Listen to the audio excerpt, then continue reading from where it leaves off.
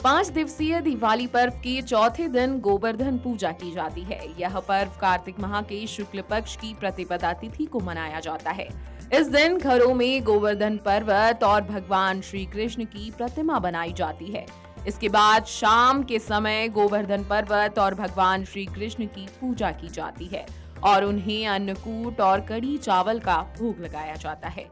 इस साल दिवाली 12 नवंबर को मनाई गई, लेकिन गोवर्धन पूजा की तिथि को लेकर लोगों के मन में भ्रम की स्थिति उत्पन्न हो गई है। आइए आपको बताते हैं कि किस दिन गोवर्धन पूजा की जाएगी और पूजा का शुभ मुहूर्त क्या रहेगा। इस बार कार्तिक माह के शुक्ल पक्ष की प्रतिपदा तिथि की शुरुआत 13 नवंबर दिन सोमवार को दोपहर 2:56 से हो गई है और इसका समापन 14 नवंबर को दोपहर 2:36 पर होगा। हिंदू धर्म में उदया तिथि को विशेष महत्व दिया जाता है।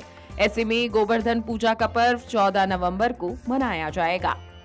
दृक पंचांग के अनुसार शुभ गोवर्धन पूजा प्रातः काल मुहूर्त 14 नवंबर को सुबह 6:43 पर रहेगा, जो कि 8:52 तक चलता रहेगा। ऐसे में गोवर्धन पूजा के लिए 2 घंटे 9 मिनट तक पूजा का मुहूर्त रहेगा। गोवर्धन पूजा पर घर के आंगन में गोबर से गोवर्धन बनाकर पूजा की जाती है और गोवर्धन पूजा को प्रकृति की पूजा भी कहा जाता है। इसकी शुरुआत स्वयं भगवान श्री कृष्ण ने की थी। इस बार गोवर्धन पूजा के दिन शुभ योग बन रहे हैं। जी हाँ, गोवर्धन पूजा पर शोभन योग प्रातः काल से लेकर दोपहर 1:57 तक बन रहा है।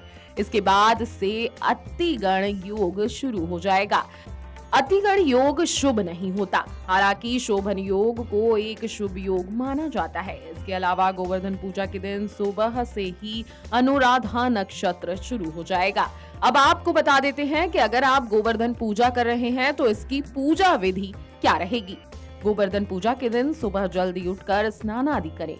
फिर शुभ मुहूर्त में गाय के गोबर से गिरिराज जी गोवर्धन पर्वत की आकृति बनाएं और साथ ही पशुधन यानी गाय, बछड़े आदि की आकृति भी बनाएं। इसके बाद धूप दीप आदि से विधिवत पूजा करें। भगवान कृष्ण को दुग्ध से स्नान करवाएं और पूजन करें। इसके बाद अन्नकूट का भोग लगाएं। गोवर्धन पूजा का विशेष महत्व बताया गया है। जी हाँ, गोवर्धन पूजा प्रकृति को समर्पित पर्व है। माना जाता है कि इसी दिन भगवान श्री कृष्ण ने इंद्रदेव का घमंड तोड़ा था और गोवर्धन पर्वत को अपनी कनिष्ठा पर गोवर्धन पर्वत को उठाकर ब्रजवासियों की जान बचाई थी।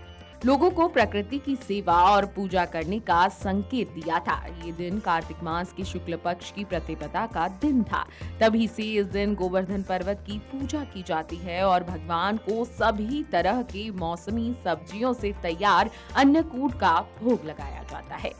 Video desk amarujala.com।